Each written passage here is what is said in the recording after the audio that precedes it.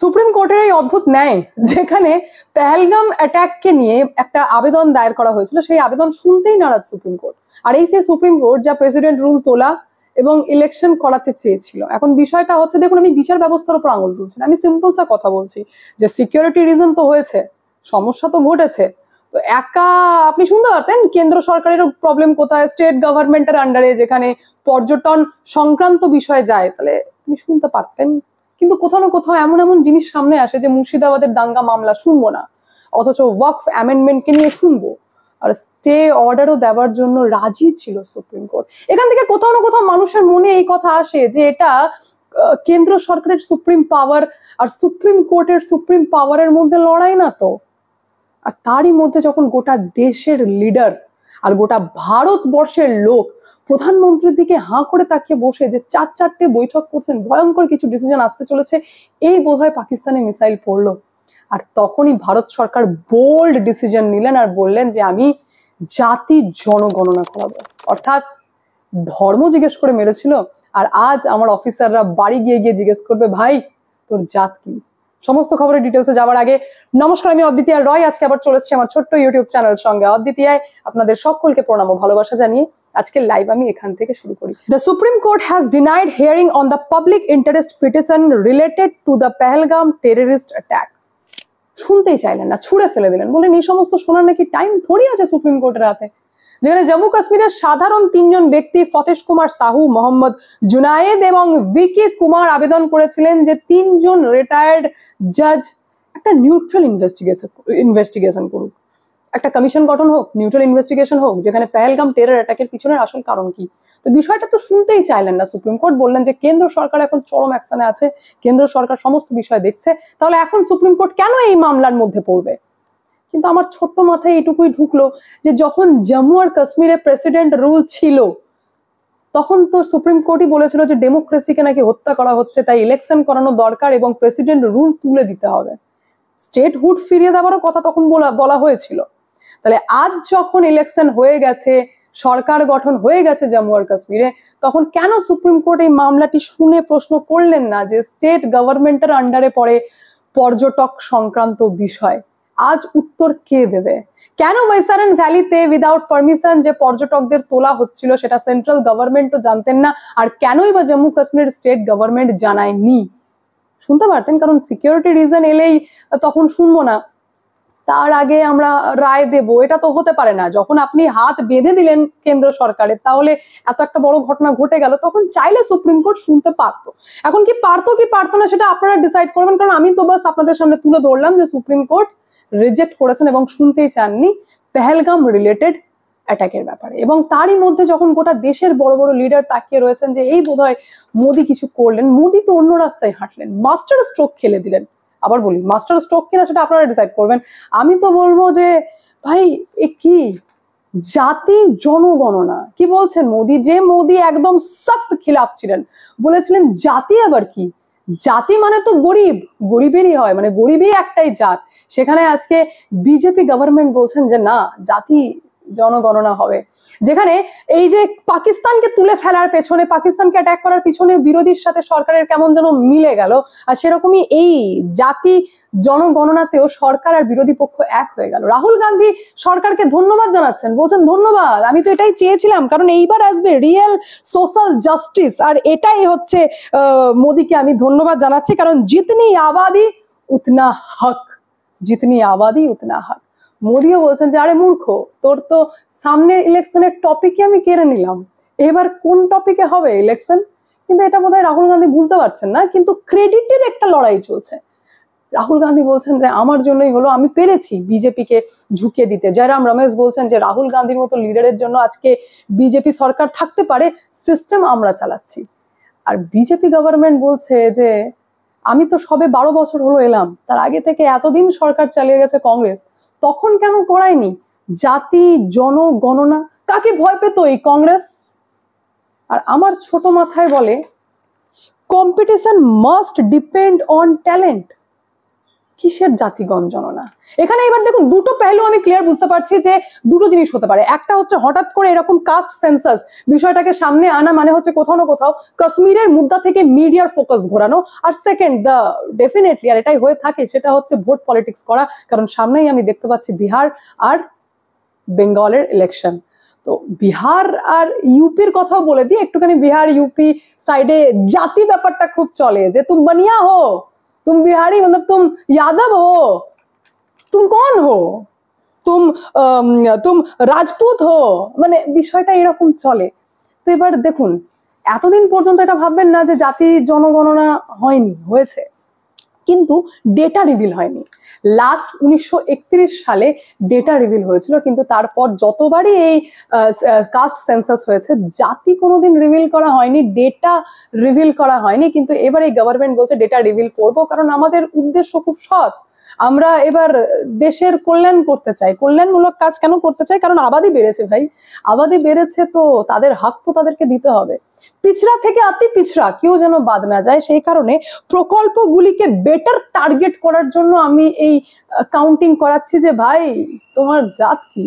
আচ্ছা, চাইছেন যে এই কলেজের অর্থাৎ সরকারি কলেজে আর সরকারি চাকরিতে যে রিজার্ভেশন রয়েছে সেটাকেও যেন সরকার ভালোভাবে টার্গেট করতে পারে আর সেই পরিমাণটা যেন বাড়াতে পারে।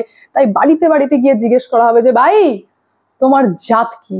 কিন্তু আমি একটা জিনিস ক্লিয়ার বুঝতে পারছি যে করে তো দেবেন সমস্ত কিছু জাতির ব্যাপারে, পরে কিন্তু কোনো গভর্নমেন্ট এই রিজার্ভেশনকে তুলতে পারবে না। কারণ কোনোদিনই প্রাইভেট চাকরির ক্ষেত্রে যদি সরকার বেঁধে দেয় যে রিজার্ভেশন লাগবে, তখন প্রাইভেট যে চাকরি দেন সেই মালিক বলবেন যে নমস্কার আমি চললাম, আমি জাত ভিত্তিক নেব না নিয়োগ, আমি ট্যালেন্ট ভিত্তিক নেব নিয়োগ। বিষয়টা হচ্ছে যে জেনারেল কাস্টকে এখনো পর্যন্ত সরকারি চাকরি দিতে গেলে 2000 টাকা দিয়ে ফর্ম ফিল আপ করতে হয়। এসসি এসটির জন্য মাঝে মধ্যে তো ফ্রি হয়ে যায় ফর্ম ফিল আপ, কিন্তু চাকরি দেওয়ার ক্ষেত্রে জেনারেল কাস্টের যদি 92% মার্কস থাকে তখনও বলা হয় যে ভাই তুমি অ্যালাউড না, অথচ রিজার্ভেশনের ক্ষেত্রে 72% থাকলেও বলা হয় যে ইয়েস তুমি চাকরি পাবে। সমাজের কি কল্যাণ হবে, সমাজ কি চায় সে বিষয়ে আমার বিন্দু মাত্র মানে আমি জানি না, যে আমি একদমই এই রিজার্ভেশন ব্যাপারটাকে অ্যালাউ করি না। কিন্তু এই যে ব্যাপারটা তোলা হয় না যে গরিবী রেখার ওপরে ধীরে ধীরে উঠছে এই জাতিগত সেন্সাস করিয়ে, এটাকে আমি কোথাও না কোথাও মানতে নারাজ। কিন্তু কেন্দ্র সরকার এখানে হয়তো কিছু বুঝেছেন, এত সুন্দর একটা বোল্ড ডিসিশন নিয়েছেন, যে বোল্ড ডিসিশনের মধ্যে তিনি চেয়েছেন যে সামাজিক এবং পুরো দেশের কল্যাণ করে এগিয়ে আসতে, যাতে সবাই কোটি কোটি এই যে জনগণ তারা প্রত্যেকেই চাকরি করবে, কেউ চাকরি দেবে না, চাকরি কিন্তু সবাই করবে। সেই কারণেই হয়তো জাতি জনগণনা করানোর ডিসিশন নিয়েছেন কেন্দ্র সরকার। এবার এটা ললিপপ কি ললিপপ না আমি জানি না, কিন্তু খুব সুন্দর কংগ্রেসের সঙ্গে বিজেপির এখন দারুণ ক্রেডিট লড়াই চলছে। পাকিস্তান যুদ্ধ পরে দেখবো, আগে ক্রেডিট লড়াই হোক যে তোর জন্য হলো না আমার জন্য হলো। একটাই কথা, সেটা হচ্ছে ভাই তোর জাত কি। এই সমস্ত কিছুর মধ্যে শুধু আমি দেখতে পাচ্ছি যে একাই যেন নরেন্দ্র মোদী খেলে যাচ্ছেন। এখন তার দলের লোকজন বলবেন যে আমাদের লিডার বহু দূর দেখতে পায়, আর আমি যত দূর দেখতে পেলাম সেটা হচ্ছে বিরোধীদেরকেও একটা ললিপপ ধরালেন কাস্ট সেন্সাসের, ইউএন কে ললিপপ ধরালেন যে আমার ম্যাটারে ইন্টারফেয়ার করার তুমি কেউ না, দেশের লিডারদেরকে ললিপপ ধরালেন যে তুমি আমার সাপোর্টে না পাকিস্তানের সাপোর্টে, আর পাকিস্তানকে ললিপপ ধরালেন। আর যার রেজাল্ট আপনারা স্ক্রিনে দেখতে পাচ্ছেন টুইট, যে sheep tight because PAF is awake, অর্থাৎ পাকিস্তানের রাতে ঘুম হচ্ছে না, বলছে পাকিস্তানি এয়ারফোর্স যেহেতু জেগে আছে তাই নাকি এনারা ঘুমাতে পারছেন, অর্থাৎ পাকিস্তানেরও ঘুম আসছে না এই এক ব্যক্তির চক্করে। শুধু এখানে সুপ্রিম কোর্টও ফাঁক থেকে বেরোয়নি, সুপ্রিম কোর্টকেও সাবধান করেছে কেন্দ্র সরকার, অর্থাৎ সেখানেও একটা ছক্কা মারা হয়েছে, সেটা হচ্ছে যে সাবধান হয়ে যাও সুপ্রিম কোর্ট, কারণ যে আইন আমি সংসদে পাস করেছি, যে আইনের জন্য আমি জয়েন্ট পার্লামেন্টারি কমিটি গঠন করে 36 টাইম বৈঠক করেছি, সেই আইন তুমি আটকাতে পারো না, কারণ তোমার এখতিয়ারই নেই। আর যদি তাই হয়ে থাকে তাহলে সেপারেশন অফ পাওয়ারের মানেটা কি থাকলো? একাই খেলছে কেন্দ্র। যেখানে ওয়াফকে নিয়ে জানিয়ে দিই আপনাদেরকে যে 17 এপ্রিল লাস্ট হিয়ারিং হয়েছিল, যেখানে সলিসিটর জেনারেল বলেছিলেন চিফ জাস্টিস সঞ্জীব খান্নাকে যে স্যার আপনাকে শুনতে হবে, আপনি শুনবেন, আমাকে 7 দিন টাইম দিন, আমি হলফনামায় জানাচ্ছি আপনাকে, আপনি শুনুন তারপর ডিসিশন দিন। ইন্টারিম অর্ডার নাকি রেডি ছিল ওয়াফ আইনকে নিয়ে স্থগিতাদেশ দেওয়ার, কিন্তু জমা পড়লো 25 এপ্রিল হলফনামা কেন্দ্র সরকারের দিক থেকে। 1332 পেজের হলফনামায় এক একটা পয়েন্টকে উল্লেখ করেছেন কেন্দ্র সরকার আর বুঝিয়েছেন যে কোনোভাবেই সুপ্রিম কোর্টের এখতিয়ার নেই সংসদে পাস হওয়া আইনকে আটকানোর। যেখানে এটাও বুঝিয়েছেন সুপ্রিম কোর্টকে যে আপনি আনকনস্টিটিউশনালও বলতে পারবেন না, কারণ হচ্ছে যে এই আইন নির্বাচিত সাংসদের ইচ্ছার প্রতিবিম্ব।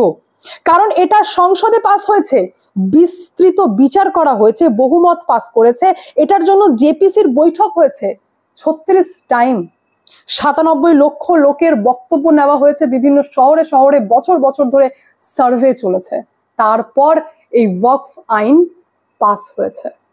শুধু এখানেই নয়, 2013 ডেটা দিয়ে উল্লেখ করেছেন যে 2013 পর কিভাবে চোখ মাথায় উঠে যাবার মতো ওয়াকফ প্রপার্টি ইনক্রিজ করেছে। যেমন মুঘল শাসনের আগের কাল থেকে মুঘল শাসনের পরের কাল, স্বাধীনতার আগে থেকে স্বাধীনতার পরে পর্যন্ত কিভাবে ওয়াকফ সম্পত্তি বেড়েছে আঙুল দিয়ে দেখানো হয়েছে।